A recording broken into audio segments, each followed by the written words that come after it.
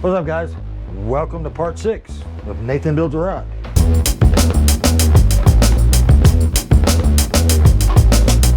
This is the final part.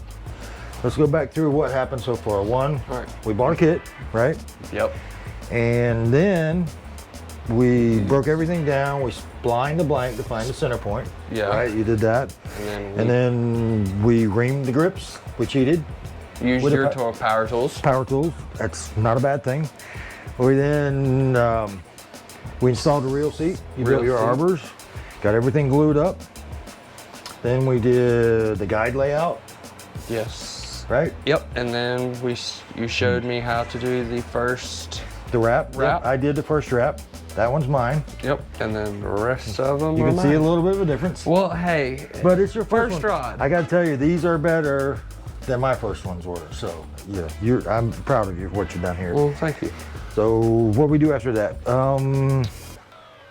We did some epoxy last time. Yep. And we did a little bling. We put the hook keeper on. We did a little bling down here. Now, unbeknownst to Nathan, I slipped in about 4 a.m.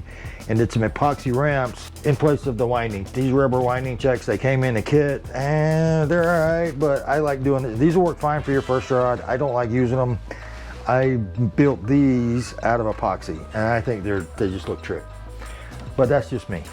We have a few things left to do and we're gonna get started. So y'all stick around. All right, so here's what we have left to do.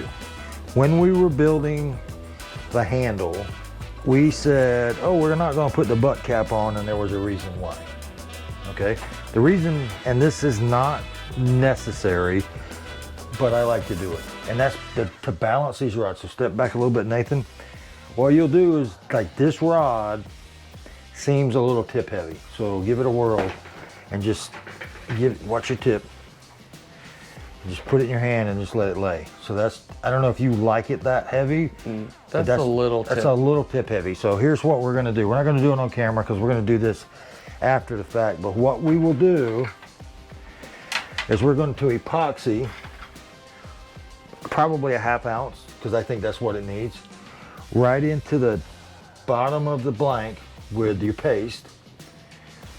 Stuff it in here just like you would, when we were building the handles, and then we'll glue the butt cap on, and that's going to put a 1/2 ounce back here, which will make a difference out there. So when you balance it in your hand, it won't be as tip heavy, and you can fish it all day long without getting the forearm cramp from having it. Because if you take a tip heavy rod and you add a 1/2 ounce lure out there on it, and then you're flipping or skip casting or anything all day long, you're gonna feel it. Yeah, that's 2,000 or 3,000 casts. Yeah, exactly. So we're gonna skip that for camera, but just so you know, all you have to do is epoxy just like we did the grips. Whoops. You're gonna stuff it in here.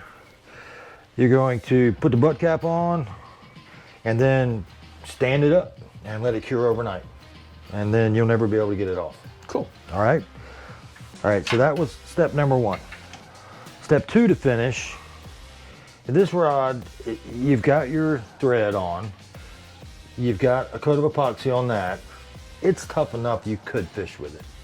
This is not going anywhere. I like 2 coats of epoxy, just for that extra level of protection. So let's go ahead and lock it down in here again. Again, we're cheating with my power wrapper. I'm not gonna let him use power. He's gonna have to do it by hand again. And it's the same sequence that you saw in part 5, where it's you're going to mix equal parts of epoxy in a cup with a little stirry stick. Mix it very slowly. Don't put air bubbles in it, and we may even add a little sparkle to it. One thing that the glitter will do, like this is the stuff I use to cheat on these epoxy ramps. This is a marbling mud, and I have about 100 different colors. This happens to be night black. I also have some glitter that you can add a little bang to it, which there's a little bit in there. In the sunlight, you'll be able to see it. It'll sparkle. But what the glitter will do is it helps to get rid of the little bubbles that you have in your epoxy. I don't know why, but it works. The other thing that you can do when you're mixing, and the way I do it is I have the mixing cup in my hand, and if you will blow on it, while you're mixing a little bit, the carbon dioxide from your breath that you're exhaling causes the bubbles to pop. Also, keeping it tight in your hand and blowing with the warm breath heats it a little bit. And the warmer the epoxy is, the less problem you're going to have with air bubbles, just like when we put heat on it yesterday to get rid of the bubbles that did show up. That's what we'll do. So let's get ready and get mixing, and we'll be back and show you this final coat of epoxy. Stick around.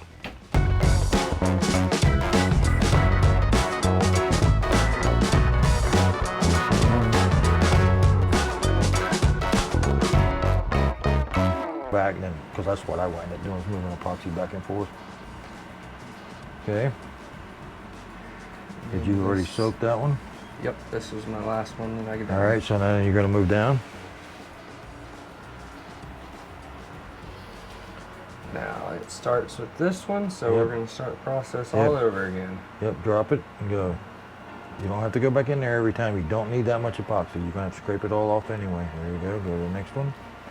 And just wait on this double foot. Go ahead and get those 3 cleaned up.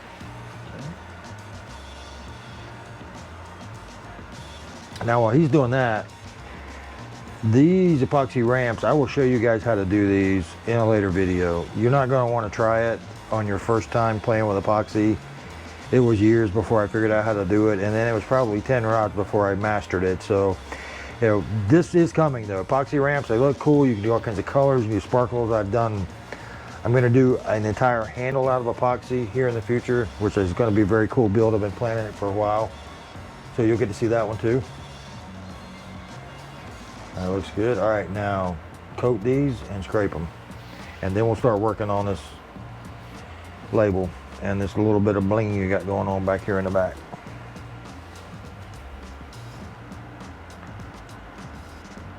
Watch your guide. There you go. You always want to position yourself a little off to the left of what you're working on if you're going to work on it right-handed. Okay. Okay, now on this one, what you want to do is, let's get this, you want to streak some on long ways, and then we'll spin it and spread it evenly, and then you'll brush some back off. So go ahead and don't worry about dripping it on my so from about right here. yeah, you can pile it on there. You got to have a whole lot more than that. So you can just cake it on there, because we're gonna scrape all that off anyway, but you want a very fine coat on it. All right, now start turning it and pick up those runs and smear them. Nope. Nope. Keep turning. All right, smear, smear. There you go.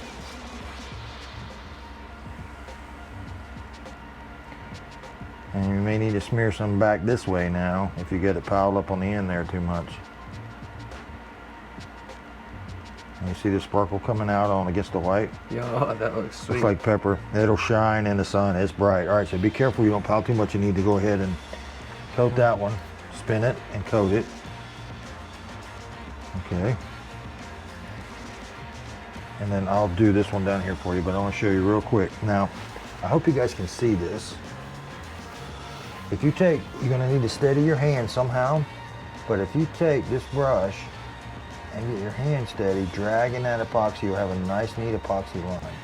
But you need a little more epoxy on it to get it to do that. You see what I'm doing with this left side here? Okay. And just dragging it. And just dragging. It's like painting with a paintbrush. You're pushing the epoxy like you would push paint. And then, now, we're gonna just make sure you got a good coat here. I'm gonna spin it. Scraping it off. And I'm gonna drag it and get a smooth edge on the end of that epoxy there, just like that. And then all you gotta do is brush. Because as it turns, it's gonna get rid of the streaks that run this way, but it won't get rid of the swirls like this. You'll have these little bumpy, which is not the end of the world. I've got a bunch of rods that I built that wound up like that. Like drainage for a road. Yeah.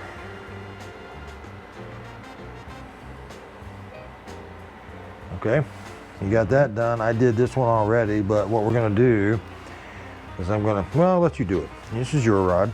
Same thing as you were doing here. You wanna coat it, get a bunch of it on there, scrape it off. Okay. Get it on there. onto the ramps or no? Yeah, you can do the ramps too. I'll touch the ramps up when we're done. All right, turn it and smear it. You can use the wheel. There you go.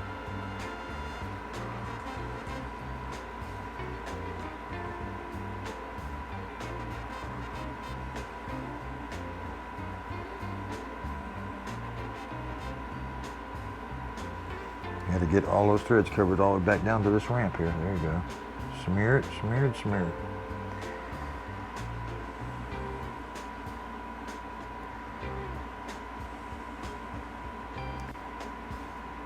Now, what you're doing, let me stop you right there. Oh. You almost got it right. Now this is a big deal here, guys. You were peeling it off and you had your brush on the top. Mm-hmm. That doesn't peel it. It piles it.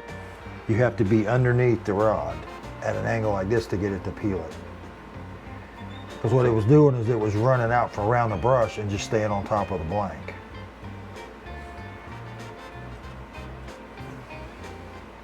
Okay. See how I'm down? I'm down on the side. Okay, yeah. Because it's peeling it and pushing it down, and it's going to drip off, or it's going to run down in the brush, and then you can peel it off. Versus me, I was giving If a you were high on the point, top, swirling around. and it was just moving around your brush. Okay. All right. So you got to get down low on that.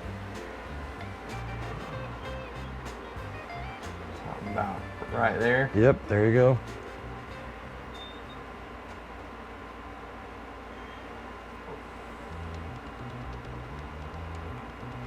Okay.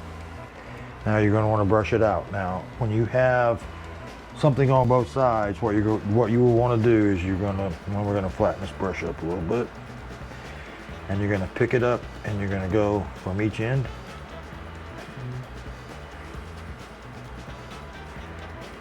And then you'll come back from this end. Because if you just push one way, you're going to pile it up on one end or the other.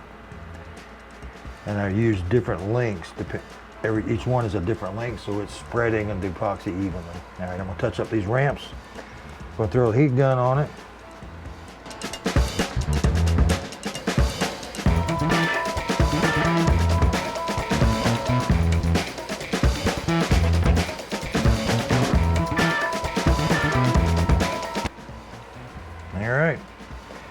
Don't throw that away yet, just in case. Put it down there out of the way. We're gonna throw the heat gun on it real quick to get it to level out.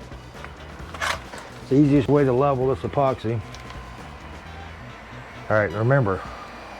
About how hot do you think? When your hand gets hot, it's too much. If you feeling the heat on your fingers, I'm showing you how to do this so you can do it by yourself. Now you can do this on any kind of just regular wrapper. It's just easier on my toys here. But all you got to do is spin it with your thumb and then work behind it. Spin it with your thumb and work behind it. Okay? Okay. And work your way down on all your guides. You don't want to put too much heat on it. Make sure your hand is behind it when you've got the heat gun on it. Oop, jumped out.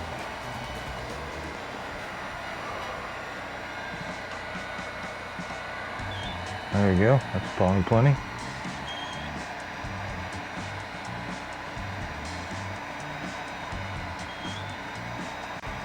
Now you can do the same thing with a lighter or with your alcohol burner. It's just easier and it keeps you from messing up your epoxy, because you can get a flame too close to epoxy and it's gonna scar it and make it cloudy and put some soot in it. But the heat gun's clean. Getting there. This rod's almost done. It's been a very fun and very learning curve for sure. Absolutely. Well, this is not your now- first one. I'm getting ready to put you to work in this rod shop full time. Hey, that'd be awesome. Well, right now, the rod shop is very busy. We've got 11 that need to go out in the next few days. That's why I'm kind of pushing him to get this one done and get it out of my way. And we've got a bunch of repairs that still need to be made for some of my regular clients, but Nathan has spent 3.5 hours with some guidance building his first rod. You watch these 6 videos. Let's put it down on the floor. When it goes to grain, put it down on the floor. That's cool. It'll turn itself off. You watch these 6 videos a couple times, watch them as you're building, you'll have no problem building your first rod. So, you got anything else you want to add there, Mr. Nathan? I mean, it's honestly quite easy once you know what the steps are, but I will say, highly recommend some cheater glasses for the tips of your rods. Amazon's got them, 5-pack for 20 bucks. They're all over the house. I got 10 pairs laying up there because I always lose them on top of my head. What's really bad, guys, is sometimes I'll have 2 pairs up here. Because I've got 2 different kinds of cheaters. This rod's done. If this was the first video you watched and you don't know where to start, watch this video next. Anything else? Nope. As always, thanks for watching, guys. We'll see you next time. Bunch of videos coming on repairs and some blingy stuff. Peace.